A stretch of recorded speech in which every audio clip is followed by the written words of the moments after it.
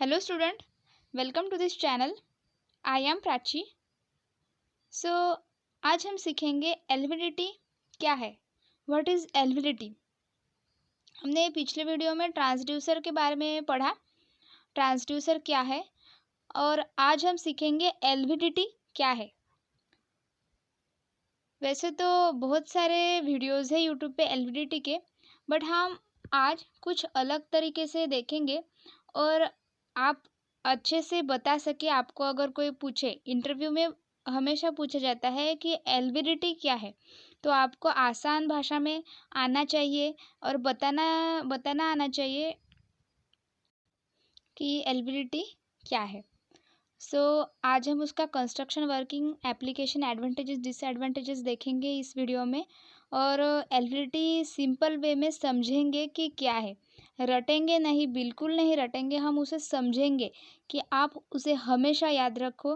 कभी भी एल्विडिटी को आप भूल ना पाए, क्योंकि एल्विडिटी एक इम्पॉर्टेंट टॉपिक है इलेक्ट्रिकल में और वो सभी को आना चाहिए.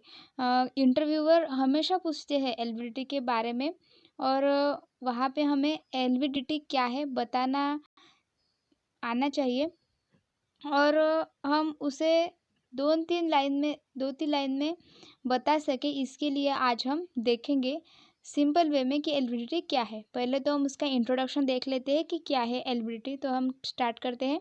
यहाँ पे लिखा है एल्विडिटी, मैंने लिखा है LVDT is a linear variable differential transducer. LVDT क्या है कि ये है एक ट्रांसफार्मर है, लीनियर वेरिएबल डिफरेंशियल ट्रांसफार्मर. आपको बाद में इसके नाम से ही सब कुछ समझेगा कि ये क्या है. हम जब इसका वर्किंग देखेंगे तब हम पूरा समझ लेंगे कि ये क्या है. तो आपको बस यही याद रखना है पहले कि एल्विडिटी का लॉन्ग फॉर्म क्या है. तो एल्विडिटी का लॉन्ग फॉर्म क्या है? Is a linear variable differential transducer है ये, और it is a important type of inductive transducer. ये क्या है? ये एक इम्पॉर्टेंट टाइप का इंडक्टिव ट्रांसड्यूसर है. इसे अब इंडक्टिव ट्रांसड्यूसर क्यों कहा गया है? Those transducer that work on principle of transduction mechanism are known as inductive transducers. ये क्या करता है कि ये वर्क करता है ट्रांसडक्शन मैकेनिज्म के प्रिंसिपल पर. तो हम इसे क्या कहते हैं? इंडक्टिव ट्रांसड्यूसर कहते हैं. ये एक लीनियर वेरिएबल डिफरेंशियल ट्रांसफार्मर है और ये एक इम्पॉर्टेंट टाइप का इंडक्टिव ट्रांसड्यूसर है. और उसे हम क्यों कहते हैं ट्रांसड्यूसर? क्योंकि ये ट्रांसडक्शन मैकेनिज्म के प्रिंसिपल पे वर्क करता है, इसलिए हम इसे इंडक्टिव ट्रांसड्यूसर कहते हैं. सो अब यहाँ देखिए, LVDT are considered the most accurate inductive transducer to measure the linear displacement from the polarity and magnitude of net induced electromotive force EMF, which is known as linear variable differential transducer. एल्विडिटी क्या है? इसे हम क्या कर सकते हैं? Consider कर सकते हैं. LVDT are considered the most accurate inductive transducer. ये क्या करता है? ये मेज़र करता है. क्या मेज़र करता है? तो ये लीनियर डिस्प्लेसमेंट मेज़र करता है. ये बहुत इंपॉर्टेंट पॉइंट है कि ये क्या मेज़र करता है? लीनियर डिस्प्लेसमेंट मेज़र करता है. एल्विडिटी, ये एमसीक्यूज में भी क्वेश्चन आ सकता है कि एल्विडिटी क्या करता है. तो ये डिस्प्लेसमेंट को मेजर करता है from the polarity and magnitude of the net induced electromotive force.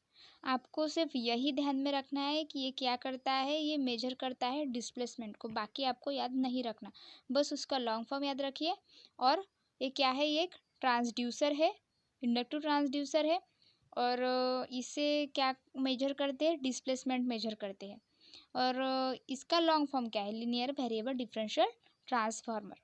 इसीलिए, और इस ये लीनियर डिस्प्लेसमेंट मेजर करता है, इसीलिए हम इसे क्या कहते हैं? लीनियर वेरिएबल डिस्प्लेसमेंट ट्रांसड्यूसर भी हम इसे कहते हैं. तो ये हुआ उसका बेसिक इंट्रोडक्शन. और भी कुछ लिखा है मैंने, आप देखिए. Basically LVDT is a position sensor that can sense and convert the linear motion or vibration into electrical signal or a variable electrical current in the circuit. ये क्या करता है कि ये एक पोजीशन सेंसर, ये एक सेंस करता है सिग्नल्स को और उसे कन्वर्ट करता है लीनियर मोशन और वाइब्रेशंस को इलेक्ट्रिकल सिग्नल्स में. ये भी एक पॉइंट इम्पोर्टेंट है, बस हमें इसे याद रखना है. बट इसके पहले का जो पॉइंट्स है वो बहुत बहुत इम्पोर्टेंट है, वेरी वेरी मोस्ट इम्पोर्टेंट है। तो हमें ये पता होना हमें ये पता होना चाहिए कि एलिजिबिलिटी क्या है, उसके बारे में हमें कुछ कोई अगर पूछे कि उसके बारे में बताओ, तो हमें ये बताना आना चाहिए। इसलिए मैंने ये पॉइंट डाला कि एलिजिबिलिटी क्या है, ये सेंसर है और उसे वो कन्वर्ट करता है लीनियर मोशन और वाइब्रेशन को इलेक्ट्रिकल सिग्नल पे। बट इससे ज़्यादा इम्पोर्टेंट ये है कि ये मेज़र करता है डिस्प्लेसमेंट को और इसका लॉन्ग फॉर्म वगैरह। इसके बाद में हम देखेंगे कि the working principle of eligibility as a displacement transducer is based on mutual induction. ये क्या है कि इसका वर्किंग प्रिंसिपल जो है ये किसकी तरह है, डिस्प्लेसमेंट ट्रांसड्यूसर जैसा है। और ये किस पे बेस करता है, म्यूचुअल इंडक्शन पे। When an AC excitation of 5 to 15 volt at frequency of 50 to 400 hertz is applied to the primary winding P, a magnetic field is produced। क्या है कि जब इस पे हम कोई सप्लाई देते हैं प्राइमरी वाइंडिंग को और हम इस पे फ्रीक्वेंसी अप्लाई करते हैं प्राइमरी वाइंडिंग पे, तो वहाँ क्या होती है, एक मैग्नेटिक फील्ड प्रोड्यूस होती है। और ये जो मैग्नेटिक फील्ड है वो क्या करती है, वहाँ पे म्यूचुअल करंट उसमें इंड्यूस करती है सेकेंडरी वाइंडिंग में। तो हम प्राइमरी वाइंडिंग सेकेंडरी वाइंडिंग क्या है हम ये डायग्राम में देखेंगे ही। यहाँ पे आप देख सकते हैं, ये हुई इसकी सर्किट डायग्राम। ये है प्राइमरी वाइंडिंग एंड ये दो सेकेंडरी वाइंडिंग्स है। तो जब यहाँ पे क्या होता है, हमने क्या पढ़ा अभी, इस पे क्या होता है, फ्रीक्वेंसी और सप्लाई हम देते हैं। यहाँ पे हमने देखा है कि इसको हमने सप्लाई दे रखा है। इस पे जब फ्रीक्वेंसी अप्लाइड होती है और अब जब हम इसे सप्लाई देते हैं तो उसे में क्या होती है, एक मैग्नेटिक फील्ड प्रोड्यूस होती है इस प्राइमरी वाइंडिंग में। और वो क्या करती है, इंड्यूस करंट प्रोड्यूस करती है और इंड्यूस करती है सेकेंडरी वाइंडिंग में। हम ये कैसे होता है हम ये सब वर्किंग में देखेंगे ही। उसके पहले हम कुछ जान लेते हैं। सो इसका कंस्ट्रक्शन कैसे है हम देखेंगे। The structure of eligibility is similar to the transformer. ये बहुत इंपॉर्टेंट पॉइंट है कि इसका जो स्ट्रक्चर है ये कैसा है, ट्रांसफार्मर जैसा है। The structure of eligibility is similar to the transformer. It consist of one primary winding that is P. हम प्राइमरी वाइंडिंग को पी बोलेंगे। इसमें एक प्राइमरी वाइंडिंग है एंड टू सेकेंडरी वाइंडिंग्स है। इसमें क्या है, दो सेकेंडरी वाइंडिंग है, S1 and S2। The primary and secondary winding are wound on hollow cylinder shaped structure called former। और ये कहाँ पे वाउंड है, होलो सिलेंडर पे वाउंड है जिसका शेप होलो सिलेंडर जैसा उसका शेप्ड है। स्ट्रक्चर कॉल्ड, उसे क्या कहते हैं, उसे हम फॉर्मर कहते हैं। तो ये हुआ इसका कंस्ट्रक्शन। हम डिटेल में डायग्राम में सीखेंगे उसका कंस्ट्रक्शन। तो अब हम इसका डायग्राम देखते हैं। ये हुई एलवीडीटी की डायग्राम। यहाँ पे आपको दिख रहा है कि ये सेकेंडरी वाइंडिंग ही दिखा है। यहाँ पे भी सेकेंडरी कॉइल 2 है, ये सेकेंडरी कॉइल फर्स्ट, ये सेकेंडरी कॉइल 2। और ये है primary winding, these two are secondary windings. ये क्या है, ये मूवेबल कोर है, ये मूव होता रहता है। ये यहाँ पे कांस्टेंट नहीं रहता। जब कांस्टेंट होता है तब क्या होगा है हम देखेंगे वर्किंग में। तो ये क्या होता है, मूव होता रहता है और उससे हम डिस्प्लेसमेंट मेजर करते हैं। यहाँ पे आर्म लगा रहा होता है क्योंकि हम यहाँ पे डिस्प्लेसमेंट को मेजर करते हैं। और यहाँ है कांस्टेंट एसी एक्साइटेशन। और ये क्या है, ये यहाँ पे हमें डिफरेंशियल आउटपुट मिलेगा क्योंकि एलवीडीटी का काम यही है, क्योंकि ये डिफरेंशियल ट्रांसफार्मर है। तो इसका काम क्या हुआ, उसके नाम से ही हमें हमें पता चलता है कि इसका काम हुआ कि ये डिफरेंशियल डिस्प्लेसमेंट को मेजर करता है। डिफरेंशियल ट्रांसफार्मर है तो ये डिफरेंशियल डिस्प्लेसमेंट को ही मेजर करेगा। इसलिए हमें डिफरेंशियल आउटपुट मिलता है V0 is equal to V1 and V1 minus V2 ही मिलेगा। इसका आउटपुट हमेशा यही मिलेगा हमें। तो अब हम देखते हैं कि इसमें क्या क्या होता है, इसका हम वर्किंग देखेंगे। आपको यहाँ पे डायग्राम समझ में आई? अगर कोई डाउट हो या क्वेश्चन हो तो आप प्लीज़ कमेंट करके पूछ सकते हैं। ये हुई इसके डायग्राम। उसके हम सर्किट डायग्राम भी देख लेते हैं। तो सर्किट डायग्राम में हमें अच्छे से समझ में आएगा। ये है प्राइमरी वाइंडिंग, यहाँ पे बीच में कोर लगा हुआ है जहाँ पे हम डिस्प्लेसमेंट मेजर करते हैं। और यहाँ पे दो सेकेंडरी वाइंडिंग्स है और उसमें जो वोल्टेज है वो क्या है, V1 and V2। Secondary winding पहले में S1, हम और S1 और S2 कहते हैं सेकेंडरी 2 वाइंडिंग से इसलिए। और जो S1 है उसमें वोल्टेज है V1 और हम E1 भी बोल सकते हैं। और S2 में V2 वोल्टेज है उसको हम E2 भी बोल सकते हैं। और जब हमें उसका आउटपुट मिलेगा तो वो क्या होगा, डिफरेंशियल आउटपुट होगा और वो क्या होगा, V0 is equal to V1 minus V2। अभी हम कैसे मिलेगा ये, तो हम ये वर्किंग में देख लेते हैं। तो यहाँ पे वर्किंग देखिए क्या है। The working of LVDT based on the principle of Faraday's law of electromagnetic induction. इसका जो वर्किंग है उस वो किस पे बेस है, इसका working principle electromagnetic Faraday's law of जो लॉ है उस पे ये बेस है। तो क्या कहता है Faraday's law of electromagnetic induction, the net induce EMF the net induced EMF in the circuit is directly proportional to the rate of change of magnetic flux across the circuit, and the magnetic flux of the coil wounded with wires can be changed by moving a bar magnet through the coil। ये क्या कहता है, तो Faraday's law of electromagnetic induction कहता है कि जो इसमें नेट इंड्यूस ईएमएफ है सर्किट में, इन दी सर्किट किससे डायरेक्टली प्रोपोर्शनल है, तो जो चेंज हो रेट ऑफ चेंज ऑफ हमने यहाँ पे वर्ड लिखा है, जो चेंज हो रहा है हमारा मैग्नेटिक फ्लक्स सर्किट के अक्रॉस में, उस पर ये क्या है, उससे ये डायरेक्टली प्रोपोर्शनल है। मीन्स जब ये चेंज होगा तो वो भी चेंज होगा, ये डायरेक्टली प्रोपोर्शनल है। And the magnetic flux of the coil, और ये जो मैग्नेटिक फ्लक्स है of the coil wound with wires can be change by moving अ, और यहाँ पे मैग्नेटिक फ्लक्स चेंज होगी जैसे ही हमारी कॉइल मूव होगी और चेंज होगी। बट हमारे इसमें क्या है, कोर है, तो हम कोर लेंगे, बट हमने यहाँ पे लिखा है कि मैग्नेटिक फ्लक्स चेंज होगी by moving a bar magnet. तो हमारे इसमें बार मैग्नेट क्या है, कोर है, तो हम वैसे वहाँ पे देखेंगे। तो ये हुआ इसका वर्किंग। हम इसमें रिवाइज करेंगे लास्ट इसके वीडियो में कि हमने क्या क्या देखा। तो यहाँ पे देखिए क्या लिखा है, as the primary winding of LVDT is connected to the power supply.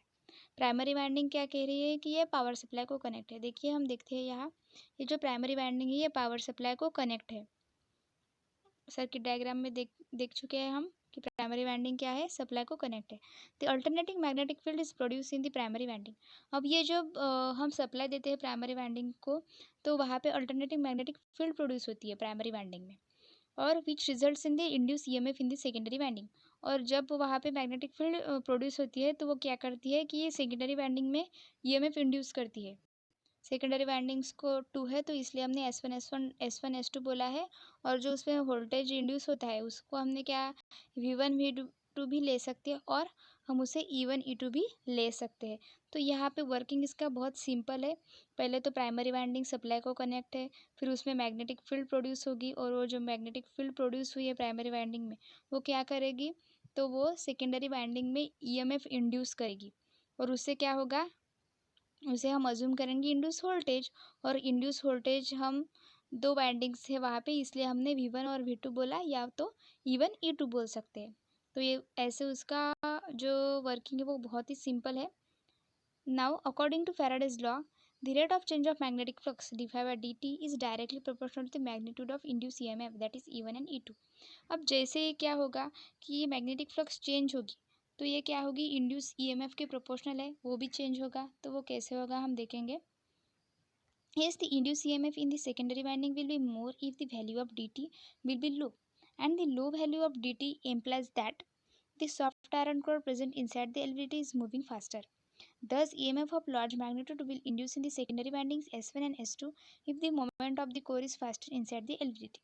अब हम डायग्राम में देखेंगे कि उसमें असल में होता क्या है।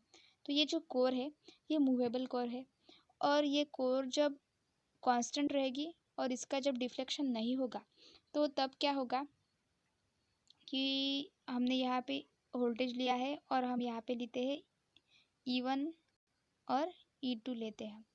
तो ये क्या होगा, इसमें जो सेल्फ इंड्यूस वोल्टेज होता है और EMF होता है वो क्या होगा, सेम होगा। तो ये क्या होगा, V1 is equals to V2 होगा।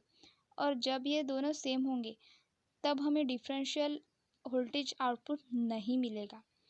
तो ये कंडीशन कब होगी, जब हमारी मूवेबल कोर स्टॉप होगी, एक कांस्टेंट होगी, तब हमें ऐसा मिलेगा, और उस टाइम पे हमें ये डिफरेंशियल आउटपुट नहीं मिलेगा।